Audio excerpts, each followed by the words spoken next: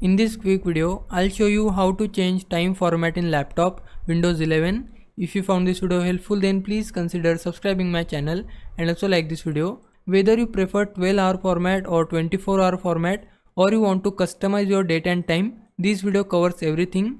So firstly, we need to right click on our date and time, which is in taskbar. We need to right click here, then go to adjust date and time. Once you are on this window, click on language and region. I just need to tap on it and then expand regional format. I'll simply tap on this expand icon and then go to change formats here. After that, we need to change our short time here. As you can see, my laptop is currently in 24-hour format. I want to change it to 12-hour format. So for that, click on this time, and then as you can see, this is 12-hour format and these two are 24-hour formats. I want to switch it to 12-hour format. I'll simply select it, and as you can see, I have switched my laptop to 12-hour format.